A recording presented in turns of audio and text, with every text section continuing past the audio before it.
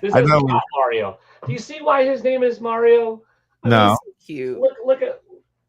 look at this and look at this. Man, Wait, look at which this. one is that? That's the Oh, Cat camera. Mario he Oh, I knows. see it. Oh, he's cute. Spot Okay, the difference. I can't. I see it. Yeah, yeah. Man, He's missing the mustache. He does have a That's mustache. cute. that's why this is Mario. Okay. Cat Mario in your arms, though, is kind of like, man, put me down. I have to Oh, go run the gee. household. He's a big boy. He is the big boy. So I What played. else was there? Maybe if I mention some of the ones that I played, Yeah. maybe you can touch one. Yeah. So first game I played, I made like a little list here. Of course, they make you play Mario Kart off the first, right? And then Mario Kart is you have to play that one because you have to play it. And then Donkey Kong, they'll give you that game if you want to play it optional, if you want to go into the main world, whatever, or the wild, like Ozzy called it. Yeah, in the wild. I loved Donkey Kong. Loved it. It's pre-ordered.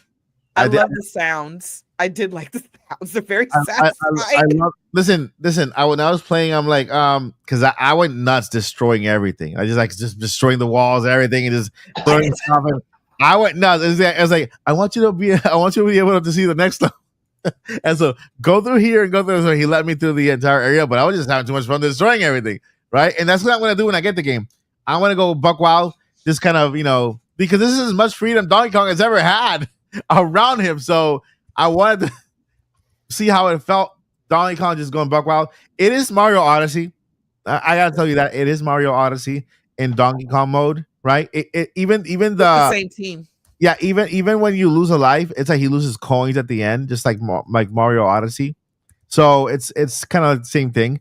But I loved it. I love the fact that you destroy the world and you could go up in the map and see the part you just destroy in the stage. I love it when we could get to destroy the world. Yeah, it's pretty cool. But yeah, you guys have seen a lot of Donkey Kong stuff. So I'm not gonna talk about that too much.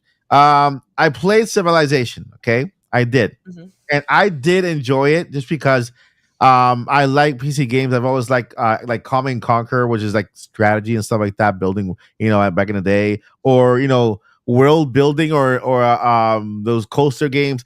Things like that. You build worlds with, and you kind of meet new people and meet. You have to build a civilization here, make a crop here, and then do this here. But that's not the only reason I played it. I know the game is kind of boring.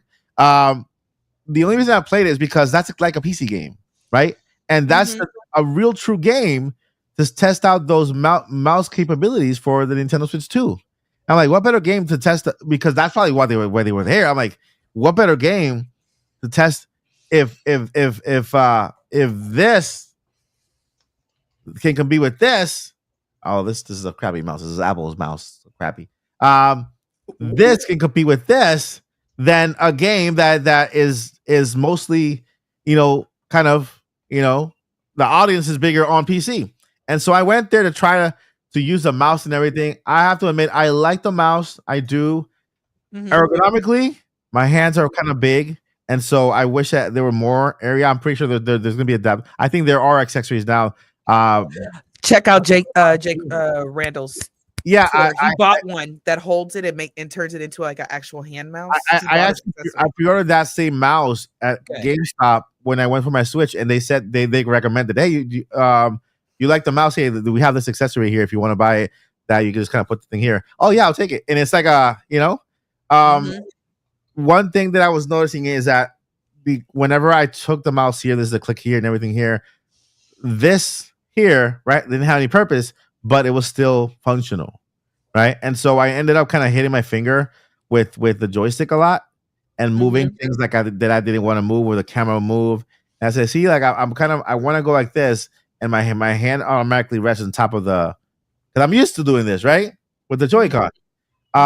So I would have to keep my hand back here and then do this like that, and it was a little bit uncomfortable there, right? I understand that it's a good feature to have, not for every game.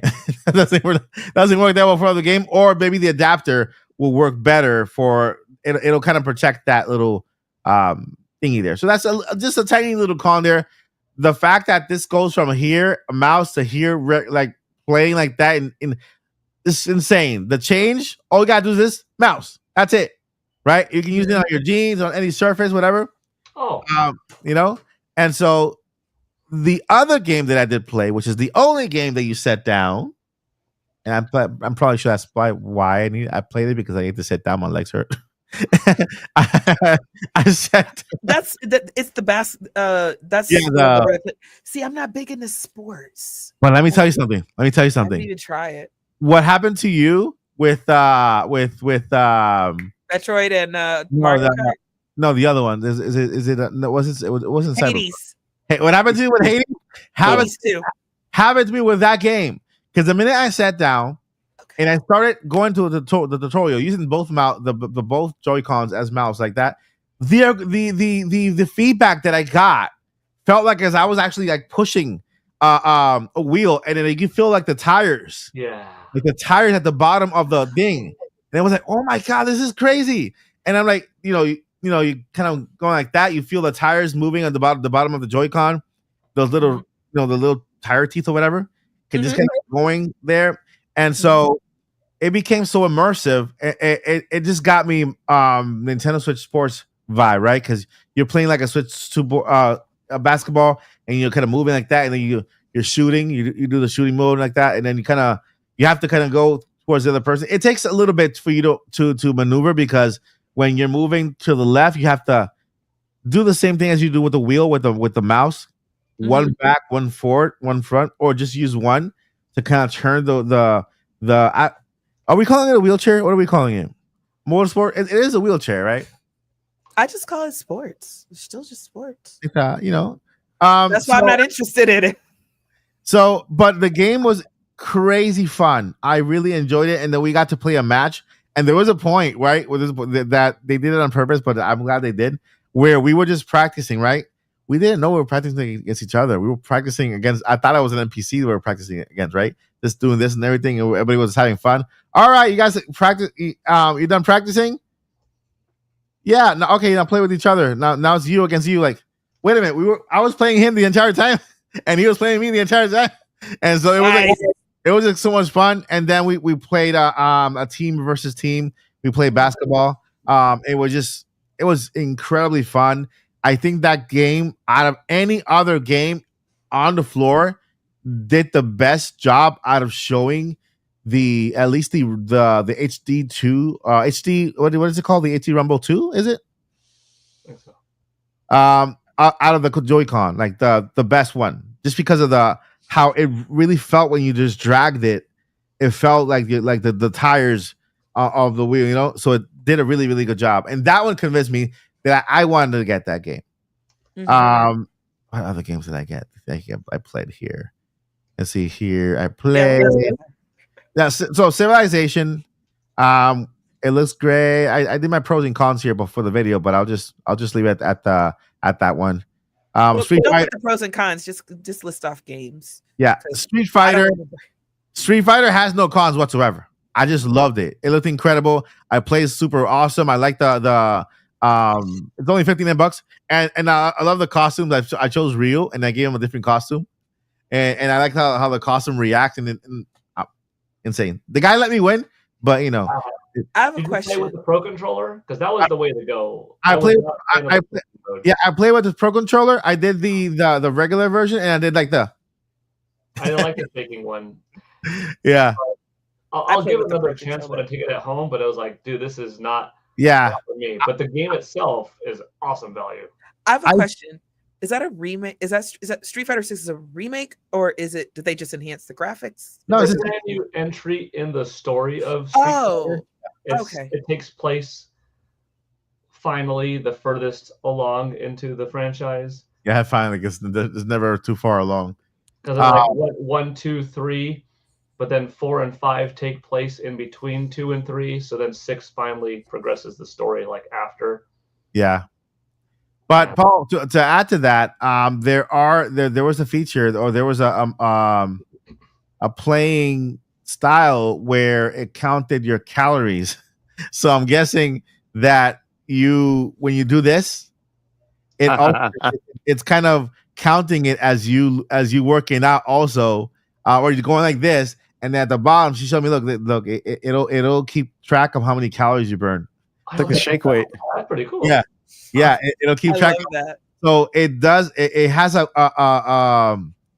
an area where you can work out, right, and do fighting, and then use the controllers because it'll take your movements and show them as moves as well. So if you're fighting, Paul, in real life, and you have your Joy-Cons in your hand, and you're just doing the moves with you're fighting too. So that's what they explained to me, and I saw the little calorie count at the bottom. Hey, I burned 56 calories. That's cool. So yeah, that was pretty cool. And that part. What else did I get here? Street Fighter.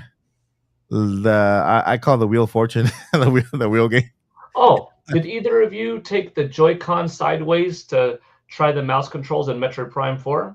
I did. I think I did play that one in mouse control. But I'm not going to play it that way at home. I was impressed with how fast it worked. Just dual analog, boop, mouse. I like it. It's extremely sensitive and smooth. See, yeah, it is. It is. Mm-hmm. I like it, but I prefer the other way. I'll be probably playing mostly dual analog. Pro controller mode. Yeah, I do like it because it gives you that first person mouse PC shooter game kind of feel, right? It gives you the option. I love options. Just like my option, I'm gonna get my system, I'm gonna plug it into my TV, and I'm probably not gonna look at it for about till the next Switch comes out and play with my Pro controller. So for that one, this is what I wrote. This is what I wrote in my notes here. For Metroid Prime 4. It adds something because you're not only just using a mouse, you have your other controller here at the same time. So you're using the mouse and the controller. So it's like another level of immersion. And then that accompanied by the sounds, the surround sounds that you have, you're hearing the battle going outside while you're inside doing your thing. And then once you reach the big battle, there's people shooting here, people shooting there. You look up, there's a battle going on. You can see somebody flying by. It's just very immersive, right? And then the surround sound is insane. I can't wait to play this game with headphones on because they did announce that surround sound feature they've added, and Metroid Prime 4 is one of the games that shines with it. And then I want to hear that music. Just like when right there. I want to get like really cool gaming headphones so that I can hear that. Because I'll make a recommendation. Corsair sent me their Virtuoso Max. Yeah, those things are like playing Xenoblade Chronicles X with those, and like the acoustic guitar and the rain, like, and then it gets in when you get into a battle, the distortion on the guitars come in, like, oh my god. Yeah. And Metroid Prime, like, it's just the noise canceling kicks in. They've got, I think, 50mm drivers, so that's good. Like they're unreal. Like it's when I'm playing handheld, that's when I use them the most, and I literally just get transported into the game, and I love it. That's awesome. Hey, that is awesome. Were you going to ask us?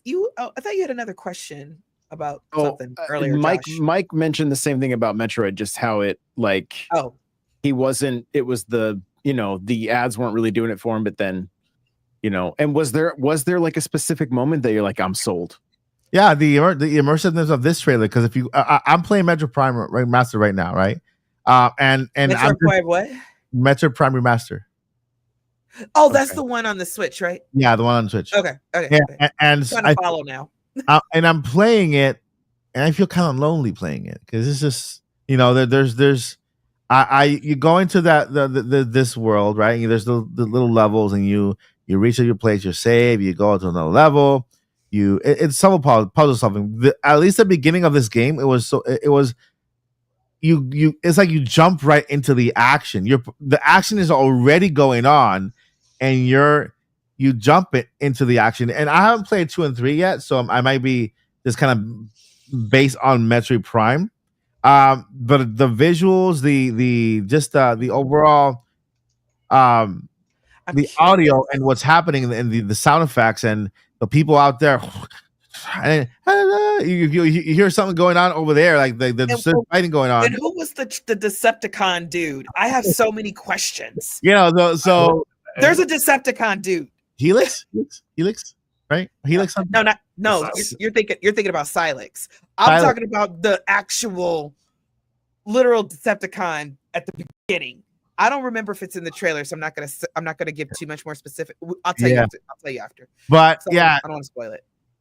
Yeah, that's what caught me because it created like this. Okay, I'm the hero here. I'm like the man. Well, I'm not the man. It's Samus is the girl. But you're going into a battle that's already like full on, right? And so there's just so much going on around you, and I think the controllers are also different. The mapping is also different. It's not like Metroid Prime at all. Like for example, he was like, "Oh, you have to scan that," and I was trying to scan with the D-pad, and no, you don't scan with the D-pad. You scan with the.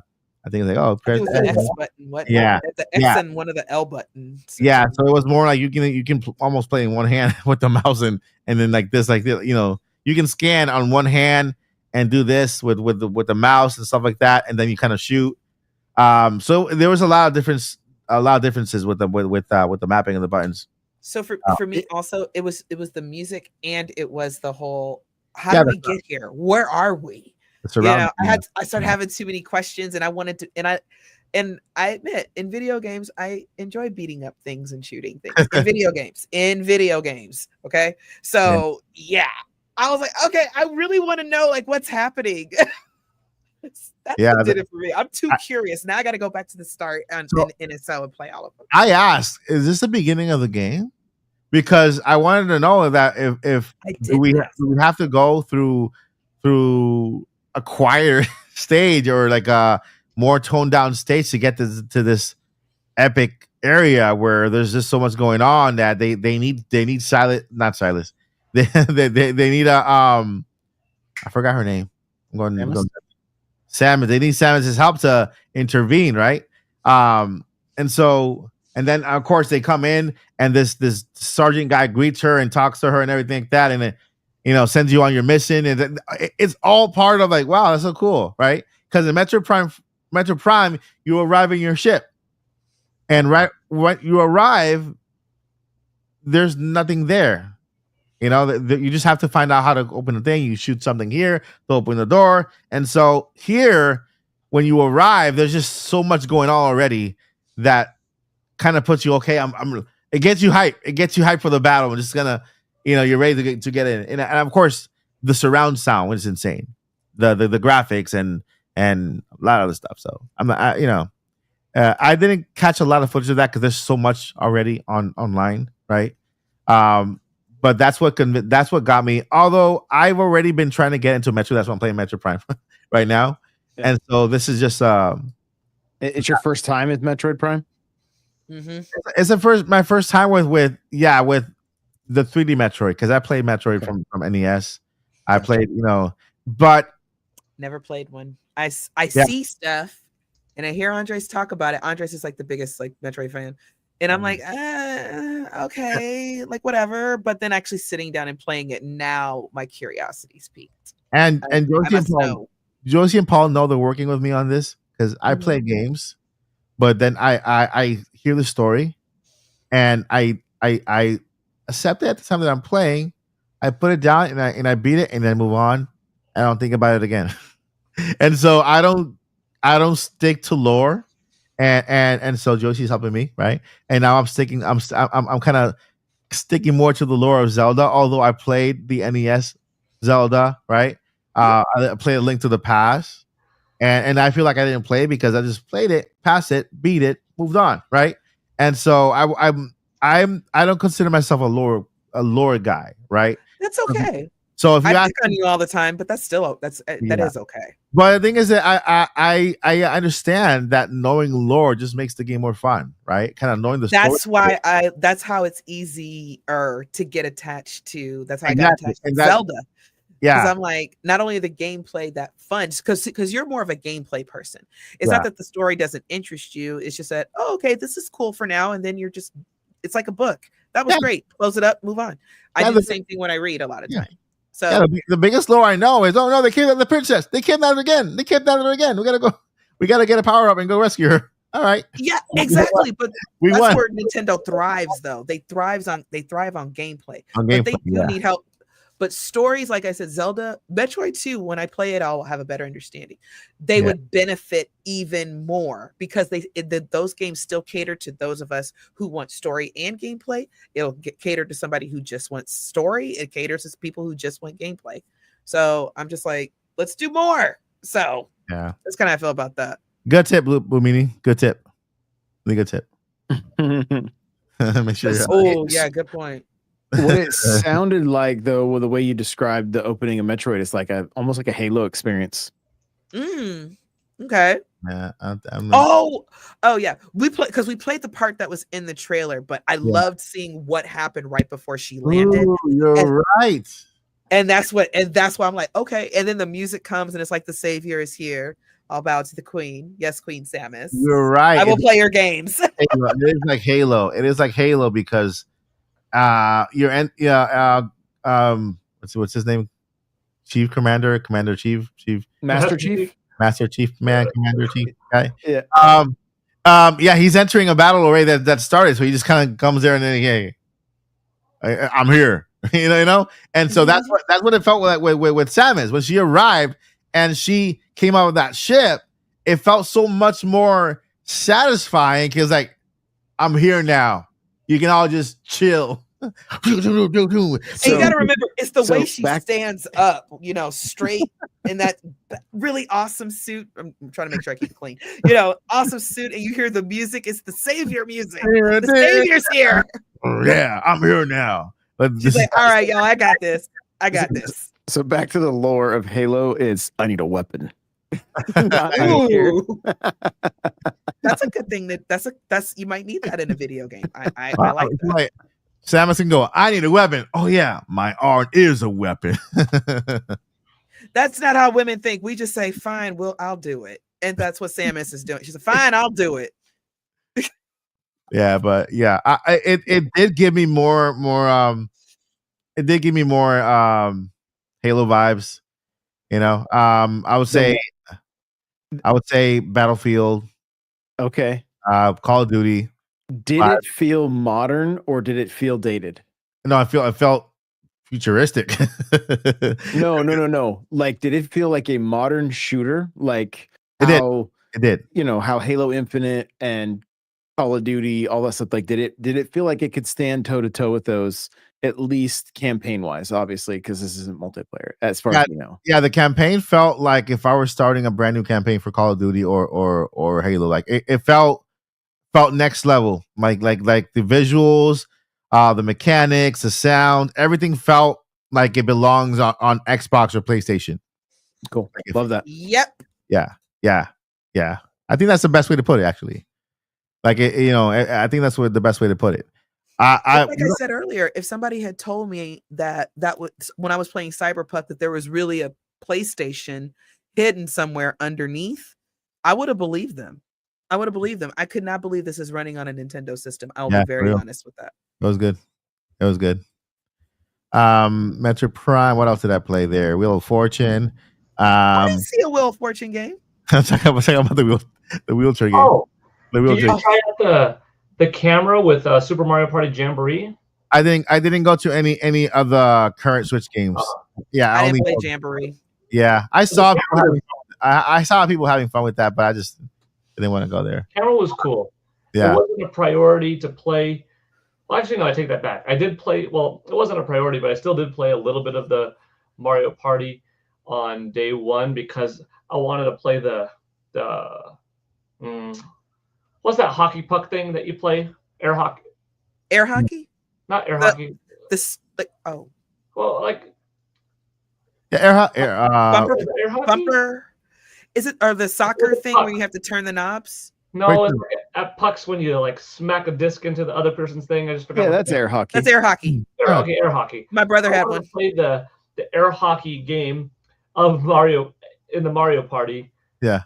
Because that's new and to test out the mouse. And I'm like, gosh, this feels like a tangible, air hockey thing. And with the HD2 Rumble and stuff, it was pretty neat. But on the second day when I went, I did try out, I need to try out a little bit more full experience of Mario Party and see what's the camera like. And the camera was really neat.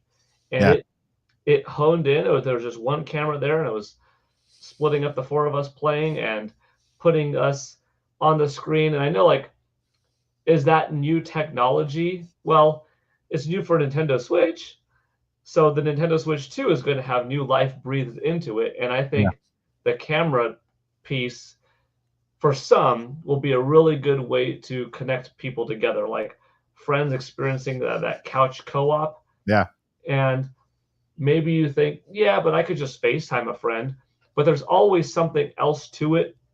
If you FaceTime or Discord or Zoom or whatever with somebody, having it integrated into the console is always going to be a little bit more premium of an experience, I think, if it's done right. Because then you don't have to also fandangle with some other thing. It's just there. Yeah. And, I like it. And you know, it could be done in any game. Just you could be playing any game, and that other friend could be on the bottom. You could talk to them. You could see them. You could see their game while they're playing or not. But just having it there is going to help the social atmosphere of this system and set it apart a little bit. You know where this comes from? Go ahead, Josie. I was gonna say something to Paul real quick. You know, it'd be cool though, because your children are getting older. I know as a parent, you probably don't like to think about that, but they're getting older. So when they want to hang out in their room and don't want to hang out with dad every single day, this is a way you can kind of quote unquote have your hangout sessions. Get them all a little piranha plant camera. You guys can play from your room. You can still bring families together, even if you have teenagers. Stay away from the piranha. That's trash. It's trash. The piranha plant camera? 420p? That's like, oh, I didn't know it was 420p. Oh, okay. A pixel. So you guys see this, right? This Mario Kart font and all the new, this is from the arcade game, right? This style is from the arcade game. I'm like, where did I see it before? I went to an arcade and I saw Mario Kart arcade. It's made by Capcom, is it? Capcom or Bandai? Bandai, yeah. And their font and everything is just like this. This is it. The visual, like the text and the bigger OK and start and all that stuff. Like it's bigger, more in your face. Feels like you're actually playing an arcade game. Yeah. So they've probably helped. They've helped with quite a bit. So there's a real good chance they were a little bit of support, Bandai, with this latest Mario Kart. So this is where look at the guy's confused face. He's like, "What are you doing, dude?" I didn't tell y'all. I dropped a Joy-Con. By accident.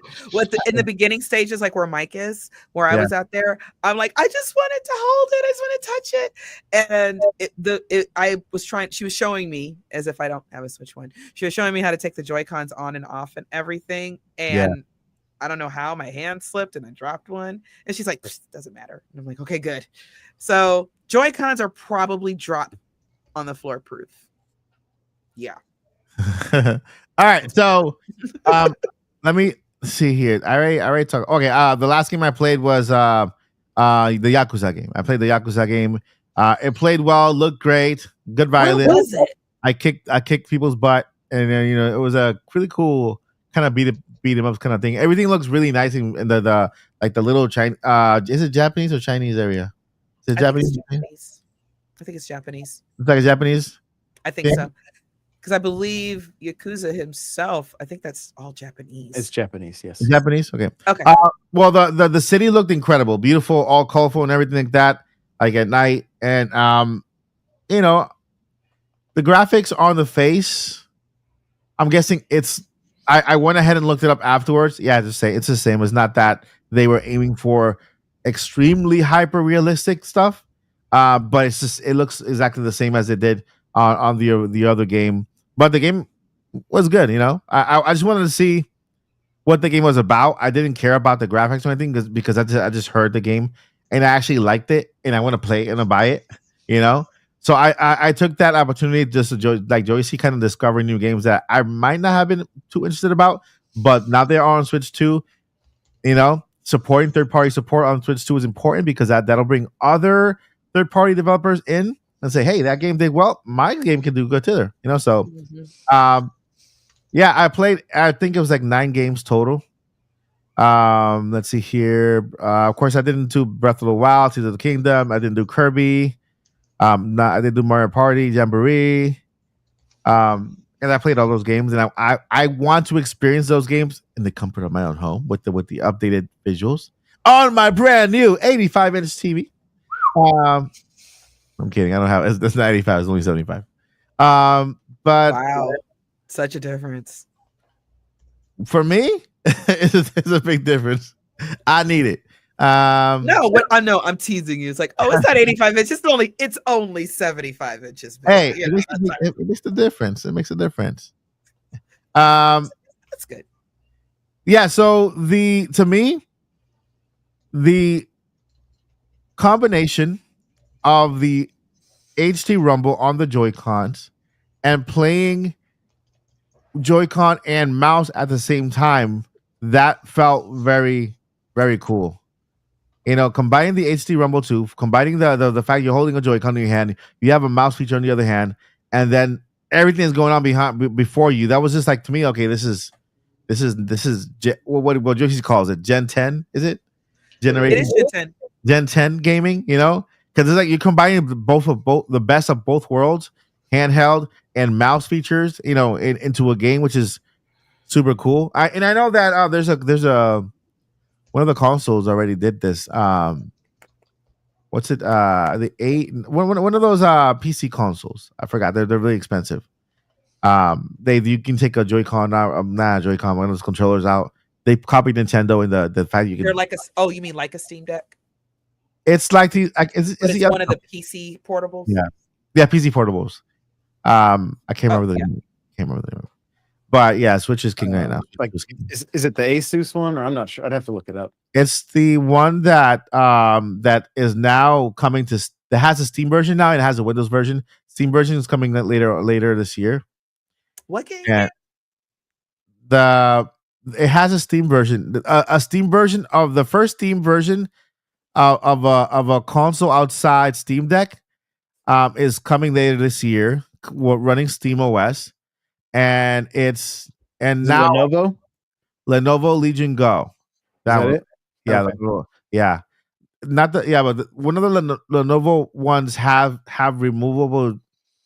I'm gonna call them Joy-Cons because Joy-Cons are removable controllers. Yeah, and then one of the controllers you can use as a mouse like that. So okay, yeah, but they haven't taken advantage of him like Nintendo has. So you know, it's Nintendo's game. Y'all know what's wild? I'm gonna say this real quick, and then I got to step away for a couple seconds. But you know what's wild? And once Joshi steps away, that's when I'm gonna reveal the big thing. And I have extra tea on top of that when he reveals the thing. Okay. This is just the launch. This is just the launch lineup, or at least these games are coming within probably the first year. Mm-hmm. This is the very beginning of a brand new console that is running Cyberpunk, whatever, at just brilliant, beautiful speeds. What's going to happen in a few years when all the developers have really had a chance to work with Switch 2 and optimize it and can really, really, really pull some stuff out? I know that there's concern over some of the power and everything kind of out there, but I'm like, Nintendo got Tears of the Kingdom to run on what was then a 6-year-old system. So I can only imagine what's going to happen with some of the games that third party and first party, what they're going to be able to really, really do when they really push this particular system to its limits. I'm real interested in seeing the games we get in about two more years. What do y'all think? Animal Crossing.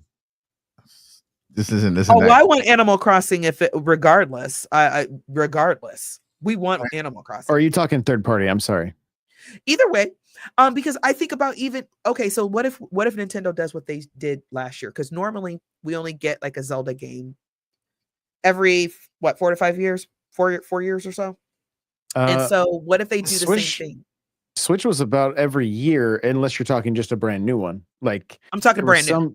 Yeah, so that I'm talking mainline Zelda, not I got spin-offs you. or anything else. So we only get a few mainline Zeldas, and sometimes we only get one. So Yeah. I'm wondering if they do that, if they whatever the big 3D Zelda game is going to be, I wonder if they're going to even have time to do a sequel or something of that nature, whatever they can do with it. Because in my opinion, Breath of the Wild was absolutely gorgeous. It was a wonderful game, but Tears of the Kingdom was still pushed a little bit harder, I feel. And I feel like it's a little bit more crisper than Breath of the Wild. So we're talking about a Zelda game.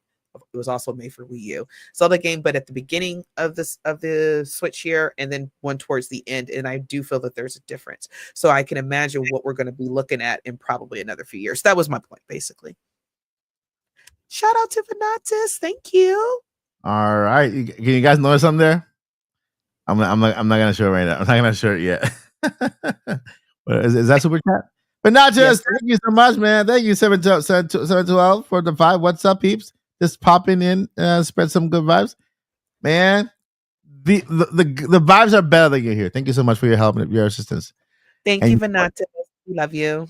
all right, so here is the breaking little story here that I'm about to share with you all. Okay, this is a breaking story. Nobody as out there has tried this, at least of those who have gone through the experience. And I just went ahead and did it. And the guy was like, "What are you doing?" He looked at me like you're not supposed to do that. And he looked at the other girl, and I'm like, and she was like, where is she? No, that's not her. What? and she was like, what are you doing? and I'm like, I want to try something out. And he was like, okay. And I tried it. And so this, okay, what I tried here is a confirmation of a feature that could come in an update that is not available now. Okay. Software updates can come with the system because we're in the future. This is the future now.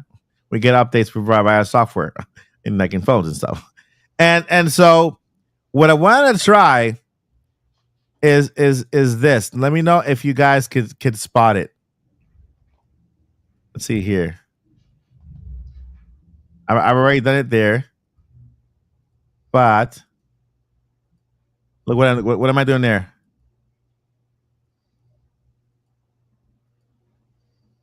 I'm holding it right there.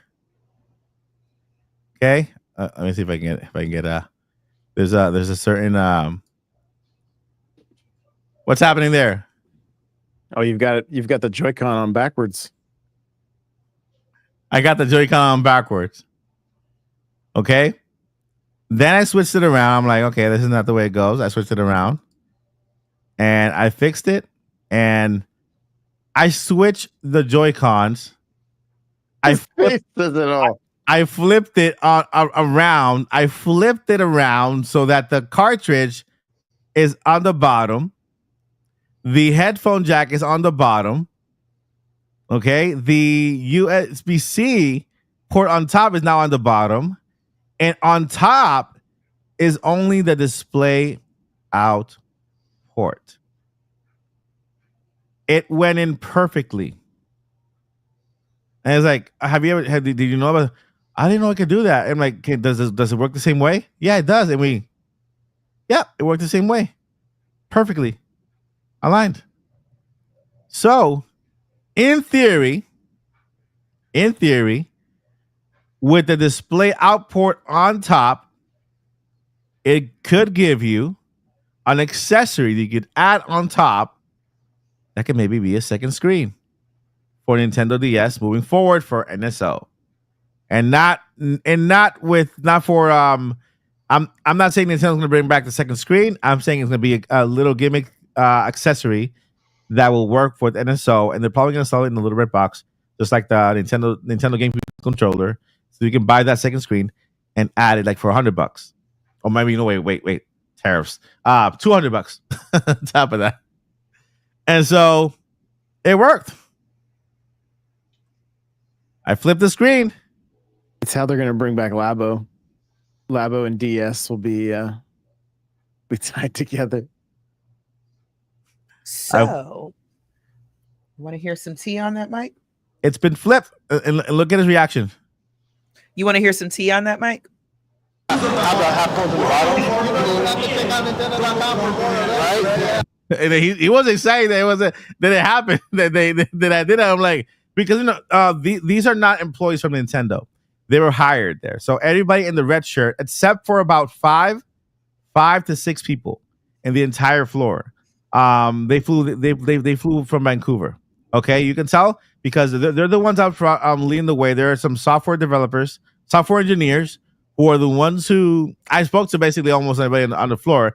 And there are some software engineers who were in charge of the app that scans in all of the the badges and all that stuff. But they also work with the Nintendo and with other different areas. So they were present. There were some executive presence. They were the ones that were wearing not the red shirt, but they were wearing like a button-down shirt and a badge with them. And then the rest of the crew, like people who were collecting badges or giving out badges, people who were standing next to some main experiences, they were local hires for the event. And so that's why a lot of them, if you ask them questions, they might not know as much. They'll tell you. I would check Nintendo.com for that for free to see if they update information on there. They were told gear kind of move you to Nintendo.com or to find out more on that. But so when I said about this, hey, did you know you can flip this? You can flip the switch. You can flip the switch. Because I say, look, for people who want to have their headphones on the bottom instead of sticking out the top, it's kind of beneficial. You can just on the bottom. You have your cartridge through the bottom, right? Charging through the bottom, and so it's more comfortable to hold the switch and play a game when things are coming out the bottom than just kind of sticking up the top like that. So what am I doing here? What is happening on my screen? Something just happened. I don't know what happened. But go ahead, Josie. Where's the tea? So, Tall Show, he's usually here on podcast night. He's a mod with me over on what's the name's channel. But he said a lot. But he said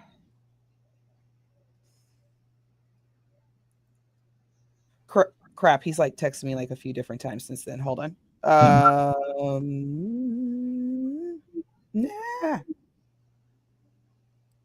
He said, I did the flip the switch thing by putting in the controllers backwards. The magnet Joy-Cons, do fit perfectly when the system is upside down, but the controllers won't charge in that configuration.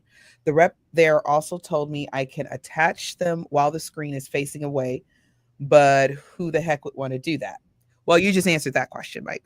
But the fact that they don't charge, I don't believe that. They were told they were, and I was like, because when you just said what you just said about you can get an extra screen, put that on top, and then play your DS games, I'm like, that makes sense. But if we flip them around, why would we do that? I just know that it has to be some kind of game gimmick somewhere for something. The only reason why it has to be flipped is because the top USB-C port is not a display out. Mm-hmm. Okay. It's not display out. The bottom one that connects to the dock to display out to your TV is the only display out USB-C port that the Switch has. Okay. So and it's when you flip it up over, it's located right in the middle, right? And so not only that, but when you flip it upside down, you'll see that not only does it have a USB-C port right center in the middle, but it has two little tiny holes for support, which also kind of they land on the Nintendo Switch perfectly for support. So if they would have to, if they were to do a screen that it goes centered, that screen will have those little prongs in there for support as well to kind of. And when you flip it over, it kind of flips perfectly there. I see. Thank you. This is why I need you to explain tech stuff to me. Yeah. So the charging thing, I don't buy. You know why? Because the adapters go in. That little adapter that goes in the middle that the people are complaining is going to break off. Mm-hmm. That's where it charges. It doesn't charge throughout the magnet. Magnet is only for to hold off the Joy-Con, but that little plug thingy is where the Joy-Cons charge through. And when you look at it, when you actually look at the system, it has connections on both sides. It's not just one side flat and then the connections on one side like a USB port, right? You look at USB, it has like the connection to one side and then the other side, can't. It has connections on both sides. That's why I'm guessing it's more like they're holding back information more than they're just kind of just because It's very possible. yeah, just because it's not a thing yet with Nintendo. This is not a feature they have or they provide, right? Right now it's just a theory. The system does it. You can flip the switch. The Joy-Cons fit perfectly on the other side, and yeah, features could be added later on with the thing, a $300 adapter, maybe To play $400 Zelda. I'm sold. or before or after tariffs. yeah, I know, right? $200 plus tariff tax. Plus, and now we have to say that, That will definitely have an ambassador program later. right? All right. So anyway, any final thoughts you guys want to provide on the Switch 2 experience? I do. Go ahead, Josie. I was so excited. It was so much fun. But some of the doubts I had, because I know I've been one to say one of the big gets that everybody's kind of hoping for is GTA 6, and somebody in chat brought it up. I have a lot more confidence that Switch 2 can probably run GTA 6. Oh yeah, for sure. I wasn't feeling it before. I was like, I don't know, y'all pushing it if y'all think GTA 6 is gonna be able to run on this. I have a different opinion now. I think it's extremely possible. Depending on the file size, I could see it being a game key card / digital download only. It will be. Because I think it's going to be so big that even with some fine tuning and DLSS and minimizing or maximizing the storage by minimizing how much is used, well, I mean, we'll see how big it is, but I don't know if it will fit on a 64 gigabyte cartridge. Or maybe they will find a way how to cram it down. Maybe it will work and then cool, or most of it will, but some will have to be downloaded. Hard to say, but like we have to see more of the game in action and just how ambitious and powerful and demanding it is. However, if it runs on Xbox Series S, there's a very good chance that it will run on Nintendo Switch 2 because Nintendo Switch 2 is in some ways more capable than Series S and in some ways not. Like, if you're looking at the stats like this and this and this and this, you can be like, okay, NS2 has more gigs of RAM and a more advanced CPU and a more intelligent GPU, but Series S might be faster in this clock speed, and over here, this might use, SSD and this might use XP, but with DLSS advantage, like if it could run on Xbox Series S, I think you'll get on Nintendo Switch 2. So I don't see why this game can't. We'll see. But imagine it also is a Nintendo Switch 2 day one release on par with the others. And now you have the option of playing on this system that's really hot and out there. Unless if the graphical difference would be huge, which right now, like you saw Cyberpunk 2077. Beautiful. Fantastic. And Street Fighter 6, excellent. Mm-hmm. I would see less and less reason for people just not to get the Nintendo Switch 2 version because you'd have it on the go also. We'll see. It's the convenience of the Switch 2 that I love, because now you can, and I'm not saying like, you shouldn't buy other consoles or explore other options, but for me as somebody who's like, I'm buying one system and this is it, I'm a lot more open to seeing these games hopefully come over. It's the pure convenience. Even if it downgrades a little bit in handheld mode, I think a lot of people will be okay with that as long as it's still going really well. So if it visually downgrades just a little bit because it's in handheld versus dock, I think we can even live with that. Yeah. This is going to be a good generation, y'all. That's a good video. I'm going to have to get a third job. I'm going to have to start door dashing, y'all. Might have to cash in part of my 401k, what's left of it. Thanks, tariffs. But it makes sense. It makes sense. Well, not the tariffs, but everything else does make sense. Everything else does make sense. I do believe GTA will be on Switch, and I think that the reason why it'll be on Switch, and I think the reason they might also be building a GTA 6 from the ground up specifically for the Switch. It's because they want to get in the ground floor with what could potentially be another Nintendo Switch situation, right? Where Nintendo Switch was so successful, yet people undermined it. That later on they missed out on all the hype and the growth. And I think having now played Nintendo Switch, I have to. It's going to be a little bit controversial. What I'm going to say, but. But I'm also gonna add something to it that I think Nintendo could have gone this route with. I think Mario Kart World is worth that $80, but I think that maybe Nintendo delivered it just a little bit more. The wrong delivery. The game is way too massive not to be $80 with all it has to offer. I think Nintendo could have made a base model of the game with just the courses, right? You complete all the courses and all the lands and everything like that, and then release an expansion to Mario Kart World where you can roam the world and you can do all these extra missions and you could do this and that, giving the option to other players to buy in to the $59 version with because Mario Kart 8 Deluxe, what is it? A whole bunch of tracks. It's just nothing but tracks everywhere. That's all you can do. Grand Prix tracks. You can race against people and stuff like that. So give fans a version with that, and with the new tracks and everything at that level for $59. But what they did was they gave you the game plus more. There's so much more that Mario Kart 8 Deluxe that any other game has, and that's why it's called Mario Kart World. And not even counting what's coming up next, because right now all we have is the Mushroom Kingdom as a continent, and who's to say Hyrule might not come next, and Pokemon region might not come next, and we get to literally run the land of Hyrule with our carts into the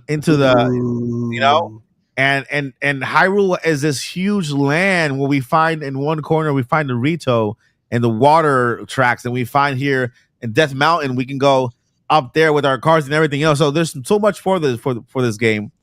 But Mario Kart World is just a bigger game, a much, much bigger game than any other Mario Kart release. Prior to that, not only do you have 24 racers, by the way, 24 racers, but you have an open world. You can travel it. There's more missions to do out there with those little P little things, those little blue P buttons. What are they called? P buttons? Is that what they call them?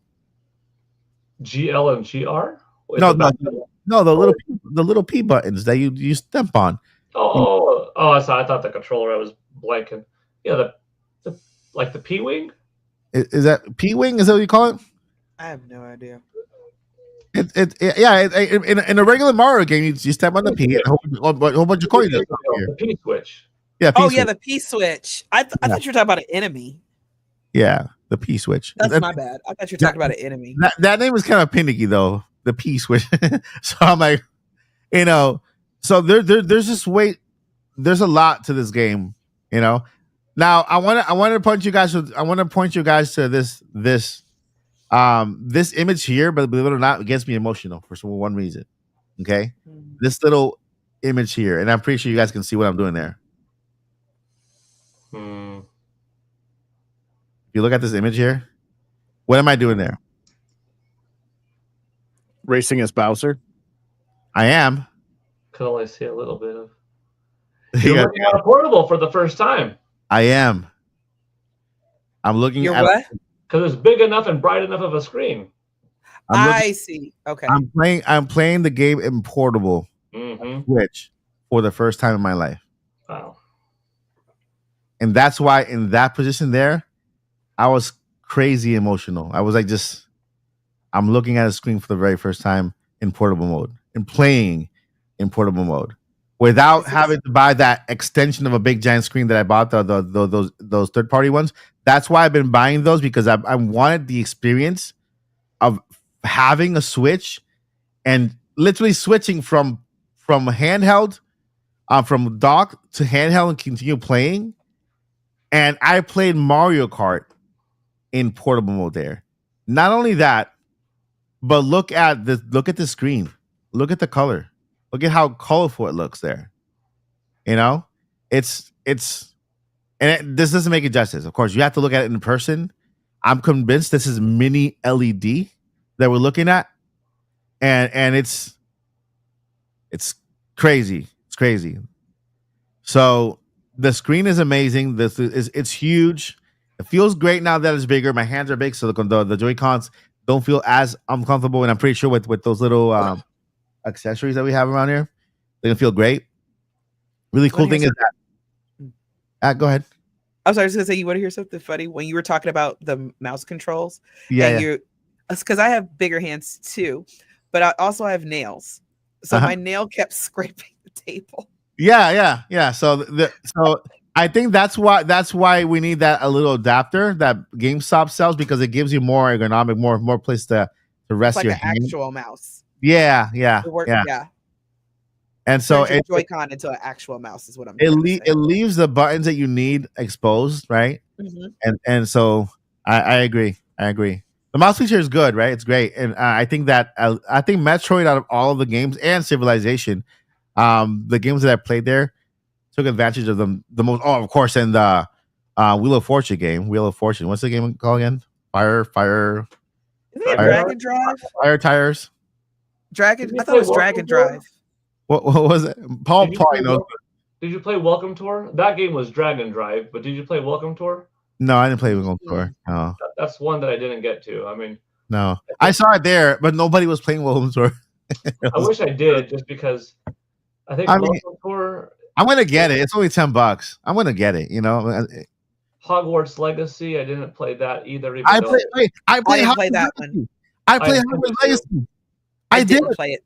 Okay, you got to tell us about it, because I didn't play Hogwarts. It looks good. Looks great. I just didn't get a chance. I played everything else but Welcome Tour and Hogwarts. That's it. I mean, look, Hogwarts Legacy. I played it, and because I played it there, I own it. Like, actually, I own the Switch one. I'm like, nah, I'm not gonna play that on Switch. I'm like, that one had a $10 upgrade charge. That's not bad. There's so much more effort put into it.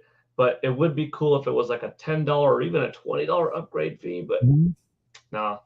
Yeah, I played Hogwarts Legacy. You played what? Hogwarts Legacy. Did I say it right? Yeah. For some reason, I thought you said something. I don't know what I thought you said. I thought you said something about a journey in Octo, and I was like, "Wait, what? Octo? What? You going on a Splatoon journey?" Jersey makes me question everything. I'm like, what did I say? There's something wrong. No, and I'm questioning my hearing. Like, that ain't all right, sorry. Sorry. All right, so I played Hogwarts Legacy, and it was phenomenal. It was amazing. It had no loading. But by the way, did Tears of the Kingdom, Breath of the Wild, have any loading time? Yeah, it didn't have any loading time for Hogwarts Legacy either. No loading time whatsoever. No, it did have a loading time, but let me explain. You know how it gives you all those tips in Breath of the Wild while it's loading, and it usually has time to give you 2 or 3 or 4 tips. Mm-hmm. I read 1 tip and I didn't get to the end of the sentence. And I read fast. That's good. So I'm like, so to me, it's not the same as like just quote unquote not loading or whatever, but I'm like, that's really extremely fast. Yeah. I mean, it's like clicking a button and then wait literally probably about 3 seconds. Yeah. And you're there. So Hogwarts Legacy looks amazing, plays amazing. I it's like, man, I have not played this game. I didn't even buy it on Xbox or PlayStation. The really reason I bought it on Nintendo Switch was because it was on sale, and I think I got it for like $19. Yeah, it's cheap. I got it for $19. I'm like, man, so if I got this game for $19 and I could get an upcharge for $10 and play that one that I played on at the experience, it's worth it. It's worth it. It looks great. It looks fantastic. Wait, which game are we talking about? I'm sorry. Hogwarts Legacy. Hogwarts Legacy. That's right. Yeah, you it looked beautiful. I'm just not. I'm not a Harry Potter girl, but it looked gorgeous from when I was, because I did watch it, but I wasn't interested in playing it. But it does look better than this. It's funny, they created a character that looks like Harry. I'm like, is that Harry? And he goes, no, that's not Harry. That's a character we created. This takes place so long before Harry Potter's story. And I thought it was after Harry Potter. It's way before. It's like their ancestors, like like great parents or something like that. Yeah. Okay, that's cool. Yeah, and then, we had it wasn't a boss fight because we're trying to release a dragon, and so it looked beautiful, the animation and everything, the battle, it's just awesome. Yeah, it actually made me want to play it. I'm glad that I own it, so that and I'm glad that Paul said that they'd have like a $10 upcharge because I want to take advantage of that. It's so cool. There's several games too. There's a list on Nintendo's website that Switch 1 games that are getting upgrades, but I think they're free upgrades. Yeah. Switch 2. Yeah. One thing to mention here, and I want to thank Sherry Sterling for reminding us of that, is that if you have not pre-ordered the Nintendo Switch 2 right now, there's a massive restock happening in two ways. Restocks are happening by order of Nintendo, so it looks like we are getting stocks in waves. So pre-orders happening. Pre-orders go live every now and then. So I would follow either Jake Randall. There's another website that there's another follower on Twitter that he recommends. Follow that one because that's where he gets his alerts. And also, they are canceling bot pre-orders. They're canceling by the hundreds. Okay. And you can see that because they go down, they list them on eBay and all of a sudden they disappear. It's like GameStop in Walmart are canceling a lot of bot pre-orders. Yeah. This is the one you have to this is the other person to follow on X for those updates. So I like the fact that they are canceling a lot of bot pre-orders.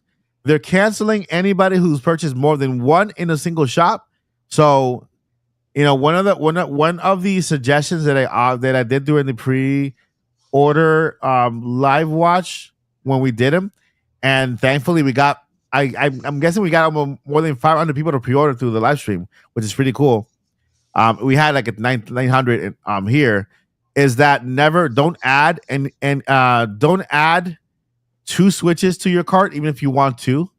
Add just one. Why balloons everywhere? Forget about the accessories for now. If it goes live again, forget about everything. If it goes live, add it to your cart, check out really fast and pre-order. Forget about everything. That's it. Don't think about accessories. Don't think about anything. Then go back for the accessories. Right now, they're still available at Walmart. There's accessories still this day, right? You can go to GameStop in person and still order accessories till this day. Accessory is not the problem. You want to get your hands on the Switch first. That's what matters. Even if it's the base model, even if it's not the bundle, get your hands on Nintendo Switch 2. That's the most important thing. Everything else comes second. That's the number one rule for pre-ordering Nintendo Switch, and that's it.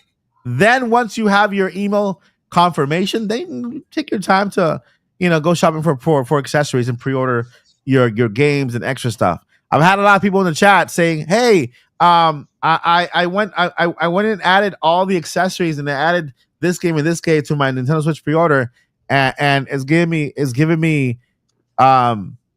things they will let me check out." Sometimes when you add something to your pre-order and while you keep adding stuff, other things become unavailable and that messes up your whole cart. So it's very finicky that way. So make sure that's why just focus on the Switch first if you have not pre-ordered it, and then focus on the rest. Every single video on my channel, every single video has links in the description if you need some links. You can also follow Jake Randall on X and the LBot person, LBot thingy also. The LBot stands for Loserbot. I guess Loserbot maybe. Or Larry, Bobby, Octavius, and Tommy. Somewhere around there. Yeah. Yeah. Any last thoughts, friends? Probably anything to add? I think the system is going to be worth it in more ways than Nintendo Switch was.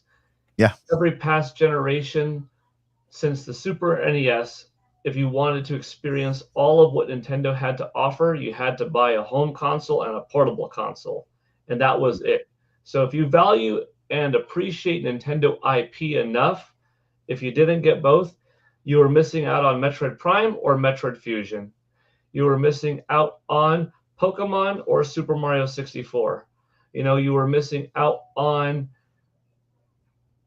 New Super Mario Brothers Wii or mm, Pokemon Y. Like you were missing out on something if you didn't get a DS and a Wii, a boom and a boom and a boom and a boom. And Nintendo Switch changed that. It was here. If you like all of Nintendo IP, all you need is one system, Nintendo Switch. Yep. Now, if you like all of Nintendo IP, yet again, Nintendo Switch 2. And you're getting the backwards compatibility on Nintendo Switch and getting to experience it better than ever.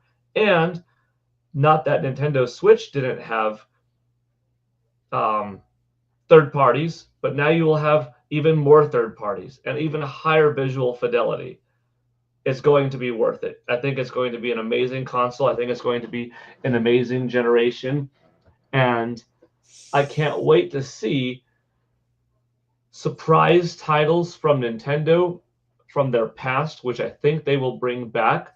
Kind of like now how Nintendo Switch revisited some dormant franchises. We're already seeing the return of Donkey Kong, and I think they're not going to stop there. I wouldn't be surprised if this time around we see a new, more grand F-Zero or the return of Star Fox. And I don't doubt we're going to get definitely another Animal Crossing and Luigi's Mansion 4. The potential for the next 8 years probably is tremendous. And third-party wise, I'm stoked to see, kind of like on Nintendo Switch, how, wow, this was Doom. Wow, this was Wolfenstein 2. Wow, this was this. I'm kind of hyped all over again to see, wow, this is Grand Theft Auto 6. Wow, this is, Injustice 3. Like, I'm hyped. I'm all on board. We've got 39 days until the release of the Nintendo Switch 2. Almost. And yeah. All right. We're gonna go ahead and take about 5 questions, just 5 questions in. So we already have one.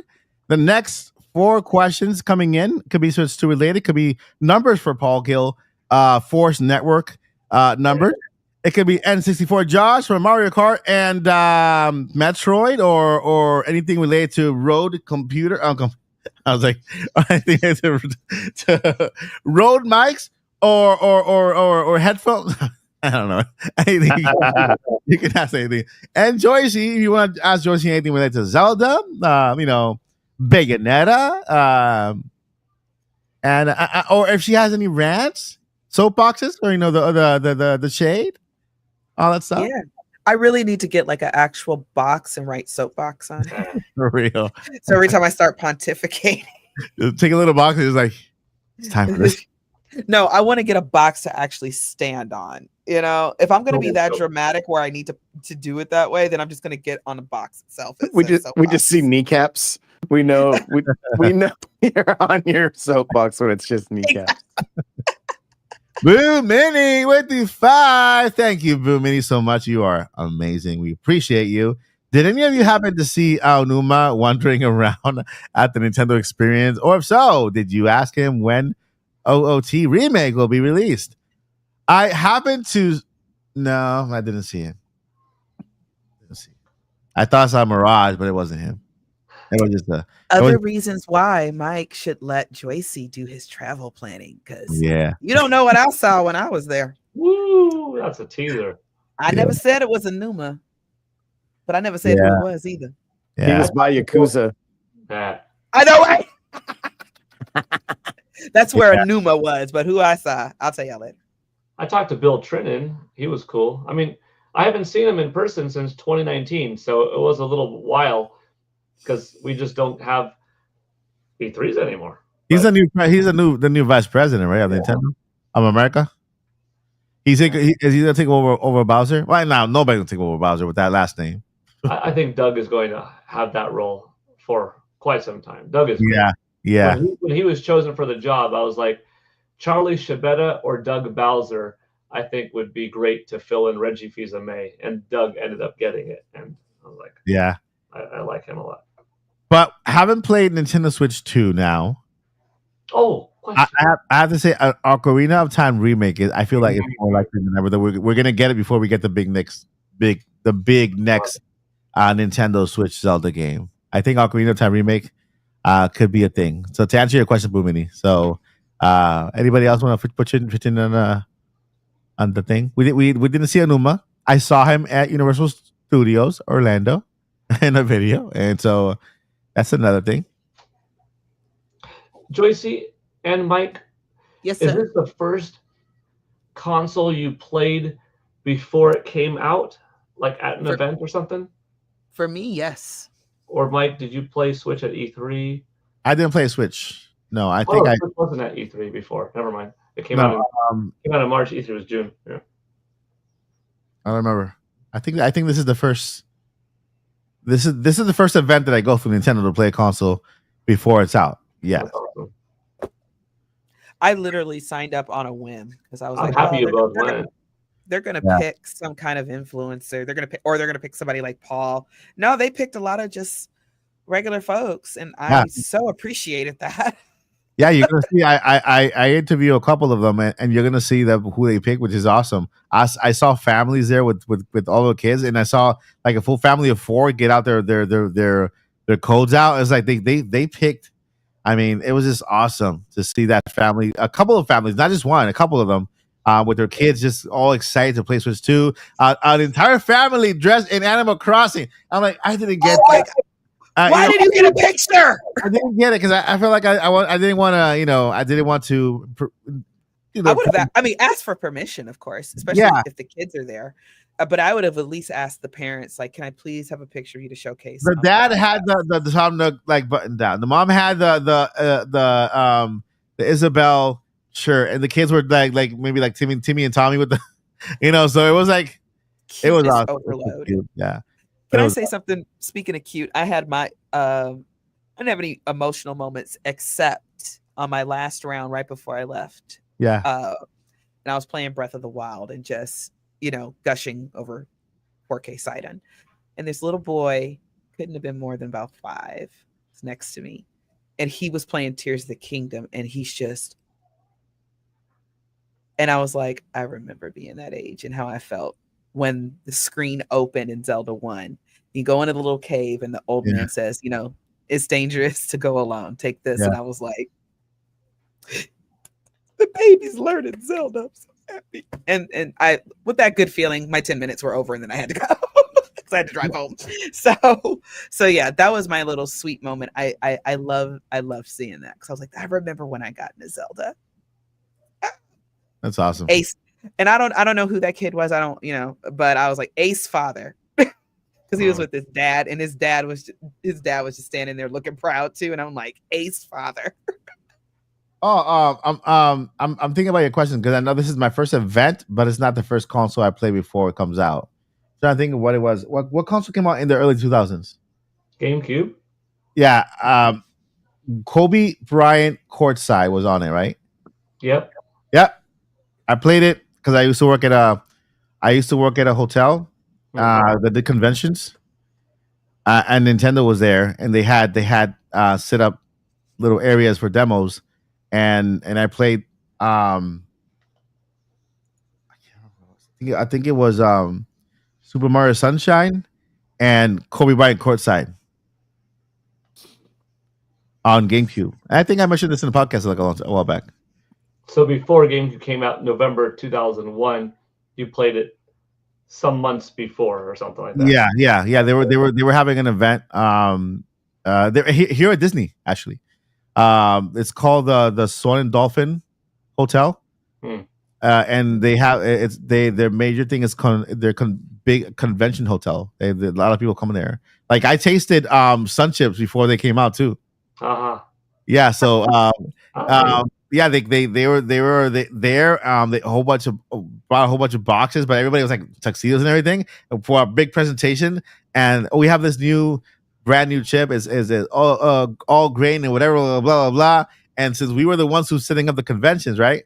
At the end, they just left a whole bunch of boxes for us, and we opened them up, and they're like, "What the heck is this? It's a new chip. We'll try it." We fall in love with it. I tried the salsa one, the green one, and the original one.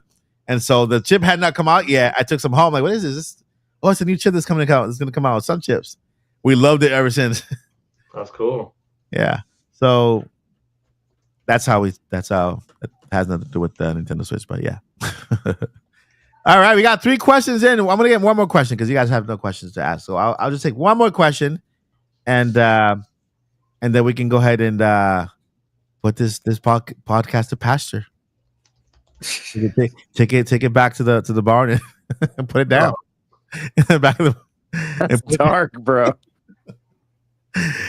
Take it back. I was looking at something on the airplane. We're gonna old yeller this thing. The what? We're gonna old yeller this thing. Yeah, I'm like, it was Parks and Rec. Parks and Rec. Well, I'm sure you guys are familiar with Parks and Rec. Oh yeah. There was an episode where I think they brought in a puppy, and the puppy was licking Ron's face and his beard and everything, and look, he goes, I don't want to put it down, and then the puppy starts licking him. Yeah, I changed my mind. Go to the back and put him take him down. Take him out. So that's what I was thinking about. Okay, it's time to put this podcast to green pastures into take it back in the barn and put it down. All right, we got one question here, and the last question. All right. Okay. All right. We got the questions in. Let's go ahead and start with Boo Mini. Mike Odyssey, Joy CJ, your Nintendo experience. Did either of you happen to see? Oh, wait, we did this one already. Wait. But there's another part to it this time. If so, did you ask him when Ocarina of Time remake is? Oh, wait. No, there's another one she gave us. It wasn't this one. Let's look for it. Is it this one? Wait, where'd it go? I remember watching my brother play Ocarina of Time. That's how I got to Zelda when I first played it. Went to the fishing pond and hung out there for hours. That's so cool. Oh, okay. That's the one. I'm sorry. That's it? Yeah, that was the one. I'm very sleepy. Yeah. This is the one that she said, and it cracked me up. Any chance Mario Kart World is playable for like 10 hours, then it turns into Ocarina of Time remake permanently, and Nintendo is like, that's why it's $80. That's hilarious. Yeah. What if it's like a total remake of Ocarina of Time? Like, this is the unexpected twist in Mario Kart. That's funny. That's hilarious. You want me to knock out these last? Yeah, go ahead. Thank you, Axtro, so much for your question. How does the Switch 2 feel in hand? Is it comparable to the Switch 1? No. Not even. Ugh. Like Switch feels like a plastic expensive toy. Like a plastic. It feels like a plastic expensive toy. Yeah. Switch 2 feels like a system.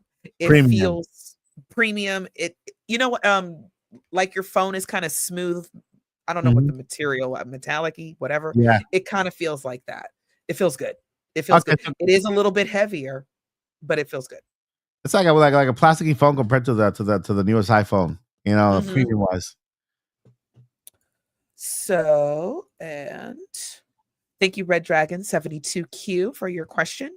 When do you think the April update will happen? I want to borrow and offer games with family and friends. Wait, April update? Mm-hmm. I'm not familiar. Probably in May. April update will happen and want to borrow and offer games with families. Also, the update that allows you to be able to borrow and digital games. Well, is that coming to Nintendo Switch also, or just Switch 2? No, it's. I mean, it's been a minute, but from my understanding, it's also coming to Switch. And it was supposed to be out end of April, and so that's a good thing. I like that. It's got like 4 days, right?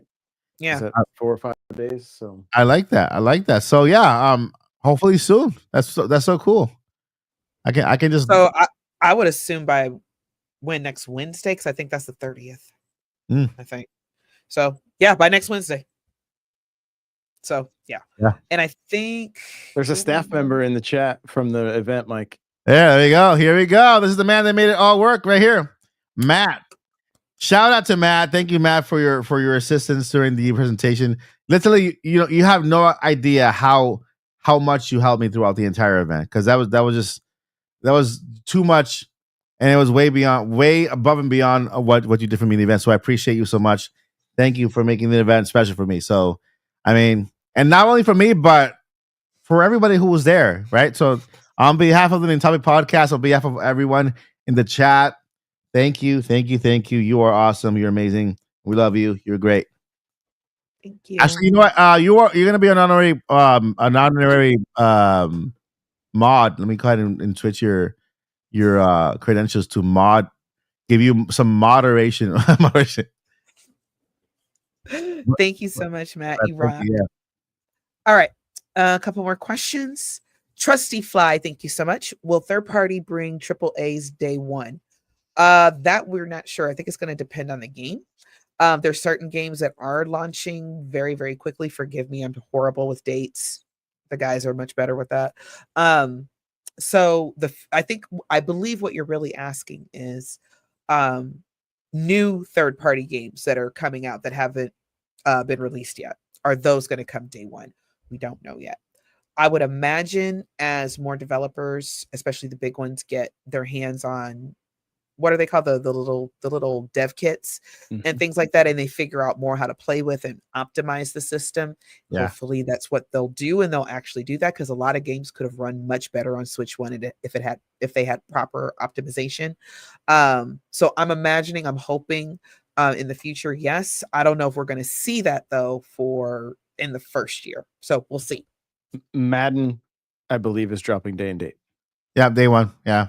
Oh, okay. So there's one example. And so there's also another from Ubisoft that's dropping day one.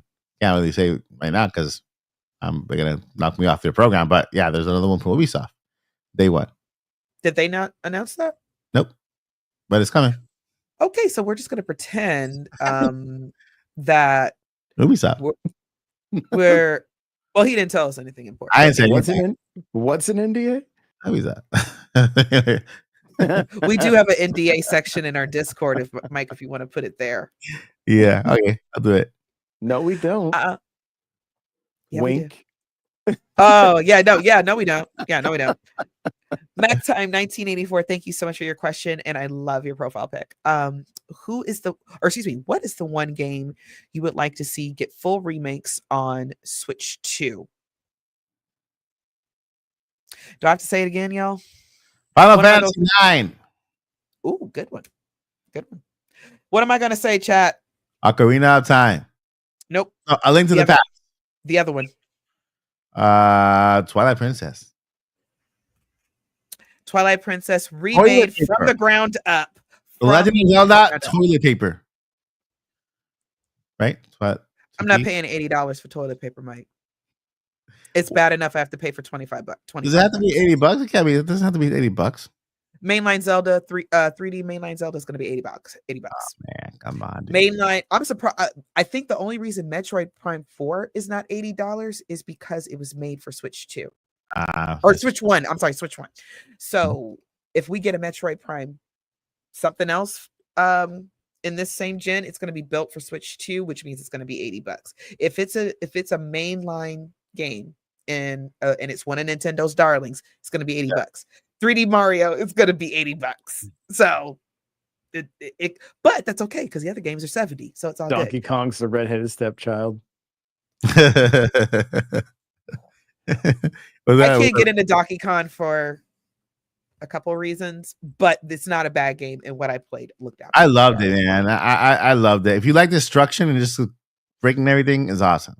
It's awesome. It's also 70, not 80. So that's why I said it's the redheaded stepchild. Yeah. Does it look 80? It looks 80. It really does. Donkey Kong deserves his own Switch model, right? Like his own version of the Switch. Donkey Kong. Has he ever had anything version of him? Controllers, Joy-Cons? No. because Mario kind of took his number one spot for a while. But I think they want Donkey Kong to make a good comeback. Say it, Josh. Say it. Red Dragon. I'm so sorry. It's. I'm so sorry, Red Dragon. No offense to any redheaded stepchildren. Yeah, no, out there. exactly. Yeah, we need a disclaimer. Just remember, you have a fake black auntie who loves you. Okay, so we're all in this together. Okay. Yeah.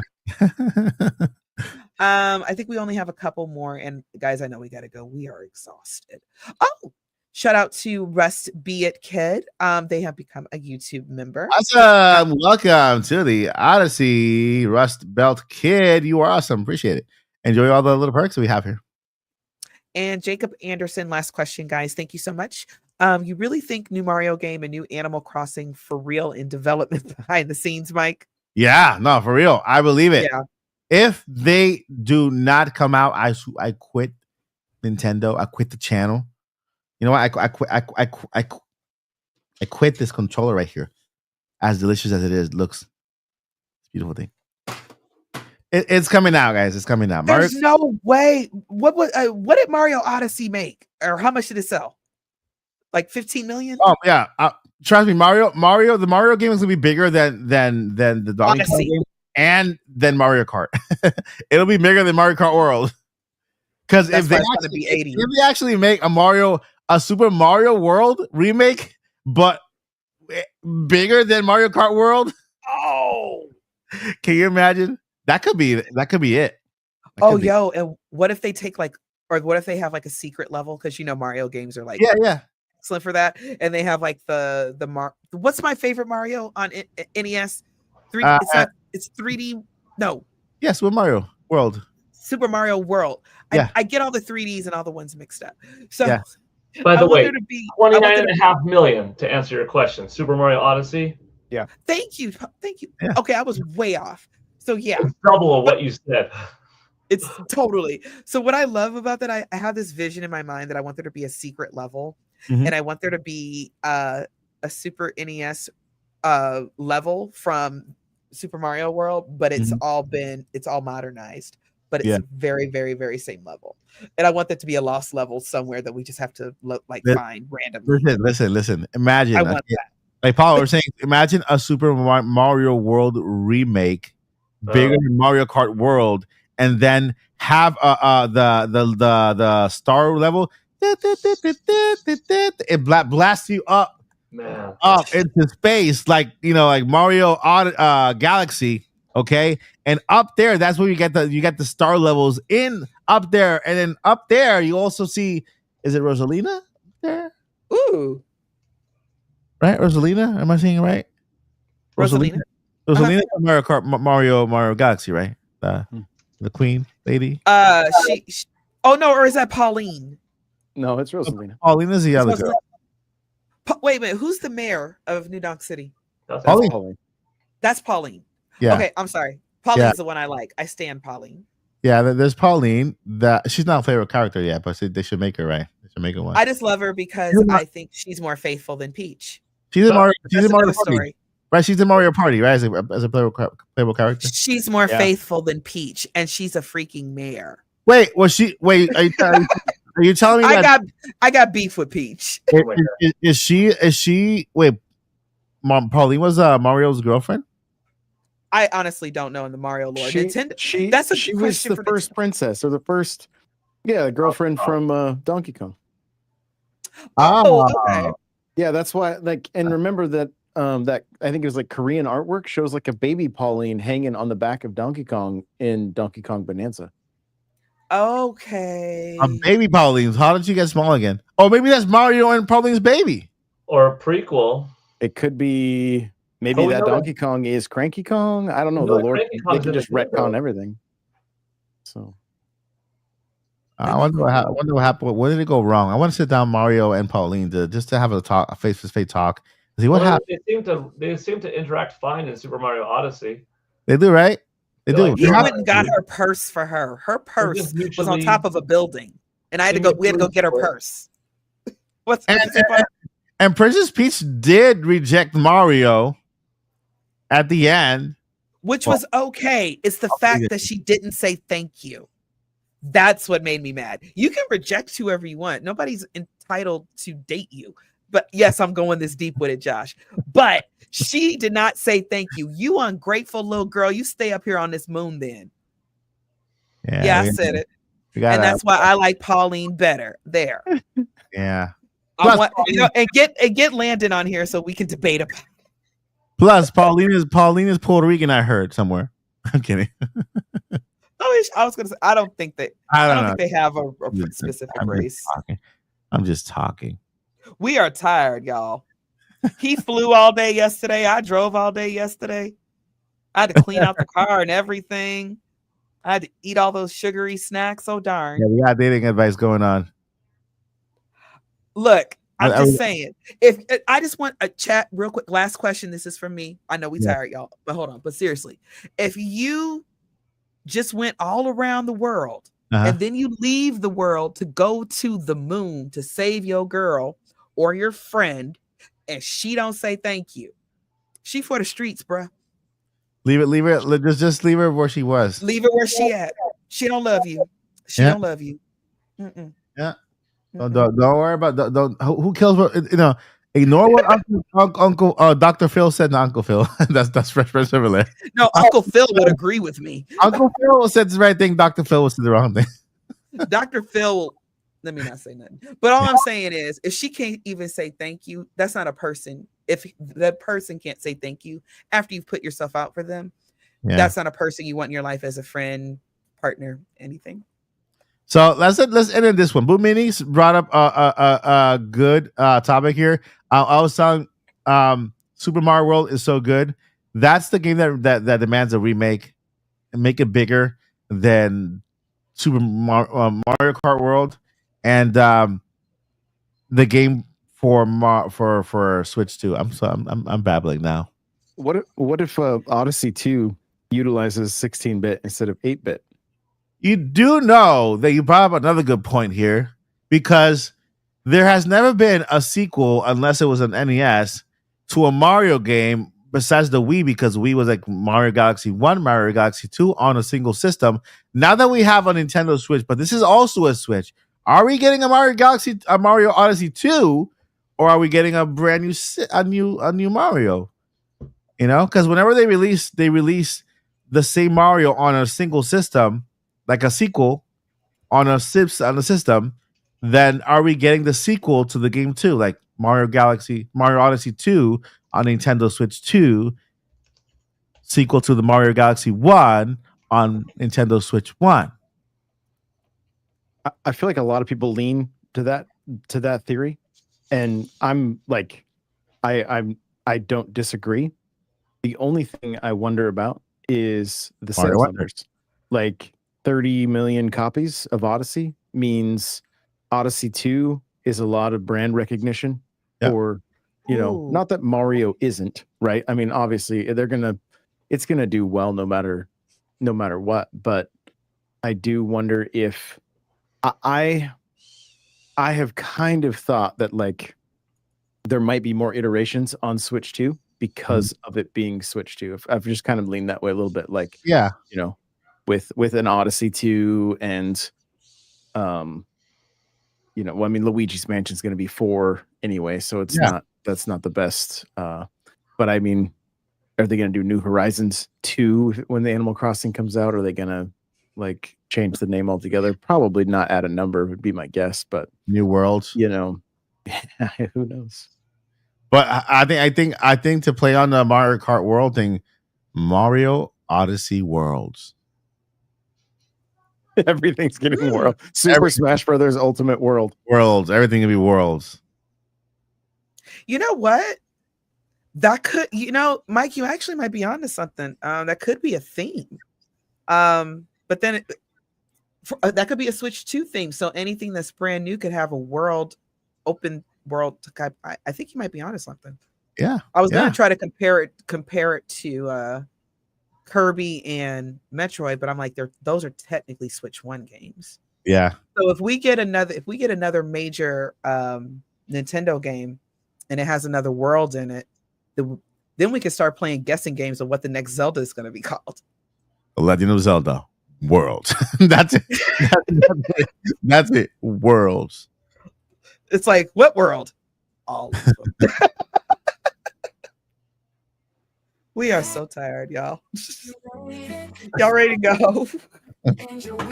All right, my friends.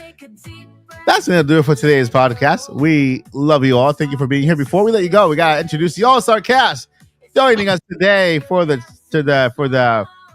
chat. Starting with the one, the only, the one who controls the Nintendo weather, the Force, the Gale, the Paul. Go ahead, Paul. Where can we find you? What you got going on? Let's see. Over on X and YouTube lately, I've been putting up my Nintendo Switch 2 countdown series, in which tomorrow will be going up 39 days until the Nintendo Switch 2 release. Channel-wise, I mean, I'm proud because I appreciate any view. But as of today, I have 4,400 followers on YouTube. Nice. There you go. Kind of a cool number, 4,000. Go. And guys, if you have not subscribed to Paul Gale Network, now is the time to do it. Go ahead and then you said 4,500? 4,400. Then let's get to 4,500. All right. Anything else going on? Oh, you also have that the transformation video. Which one? The Dragon Goku transformation. Yeah. I was like, and you just said it. Yeah. I am now, let's see, tomorrow's Friday? No, today's Friday. No, today's Saturday. Oh, man, that was a fast week.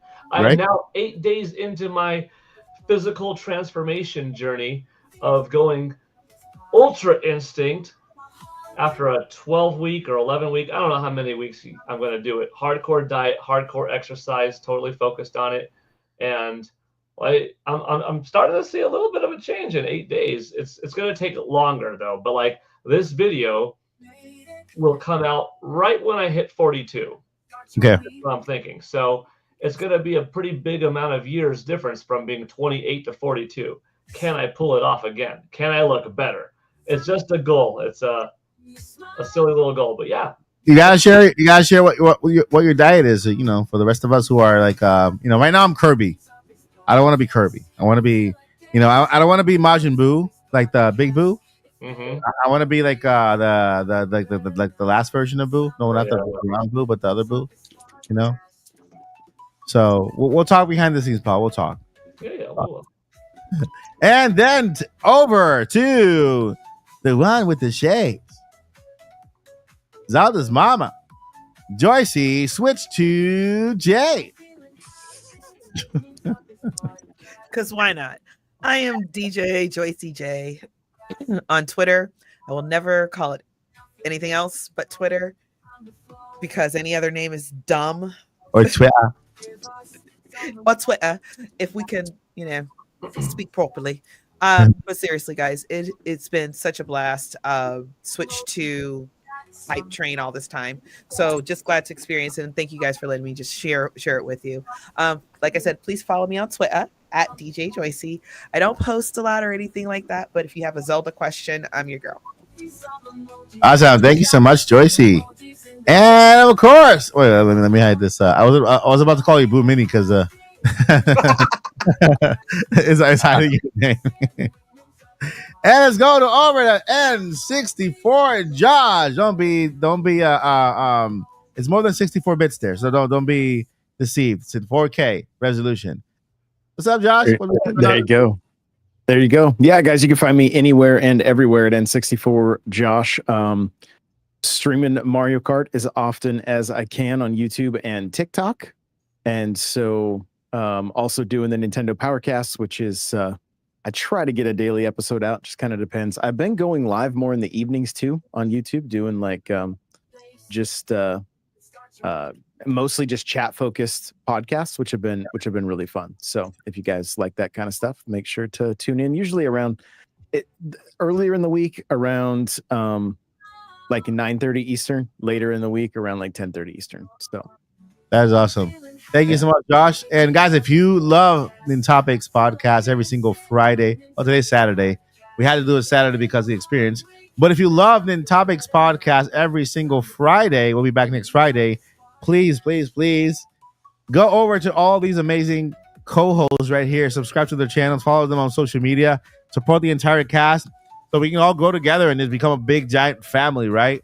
Like one day we'll go over to Josh and we go to Joyce on Twitter and over to Paul Gale to see Paul's muscles get bigger and even turn Super Saiyan. And of course, Paul also has a whole bunch of content, like a history channel of content when it comes to E3s and stuff like that. So you guys want to check that out too. So you can find me here at the Odyssey every Friday. Not every Friday, but every day. every day, Monday to Friday with news and stuff. I'm redoing my studio, like everything, redoing it again. I have to redo it for accessibility reasons, but so I can keep on going. I said I'm not gonna quit no matter what. So it's happening. It's gonna look good. Don't worry, still good. And I am introducing a brand new short series called, and this is the first time that anybody's hearing it, including our co-host. Wait, let me go find the logo because I forgot what it's called. It's called the Nintendo Speedrun Show. Nice. Okay, it's only in short form. I'm gonna have N64 Josh over. I'm gonna have Paul Gale Network over. I'm gonna have Joyce J over, and the show is all about trivia. Okay, Ooh. I will select 10 questions from very easy up to 10 difficulty, and I will ask you questions. It's called I can show you a little bit of the theme song. Let me show you real quick here. It's super fun, and it's gonna be like a little game show, but only in the shorts that has to do with trivia. And I might add some prizes as you go up in think millionaire, but for poor people, because I'm not that rich. Probably give away a controller, and stuff like that. And so that is going to be starting soon. Not only that, but I'll probably be also inviting our you guys on the show. And when you guys come on, then when you answer a certain amount of questions, then I will also provide to you guys some prizes to be there. So consider this, I guess, the first game show with prizes for Nintendo Switch on fans online on YouTube. It's gonna be cool. And sounds awesome. It's gonna be soon, and then I'm gonna use these victims here to be our first guest on the show. I'm excited. So basically, he's not going to ask me anything about Zelda. He's going to ask me all Pokemon. Oh, no. This is the thing. It's going to be for you only about Zelda. Oh, okay. Okay. For Paul, it's going to be only about Nintendo numbers. Okay. And for Josh, it's going to be only on Mario Kart.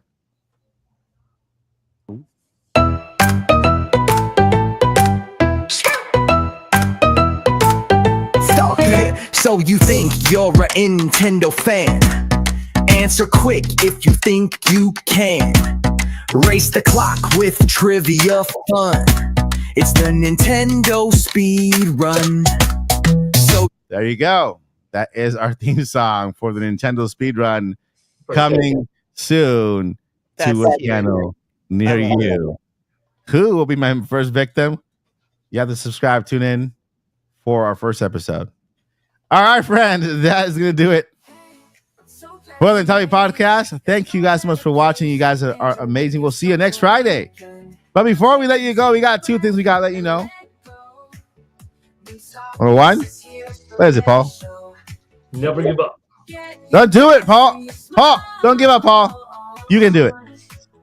Josh, what's the next thing? It's not Never Surrender. It's Journey On.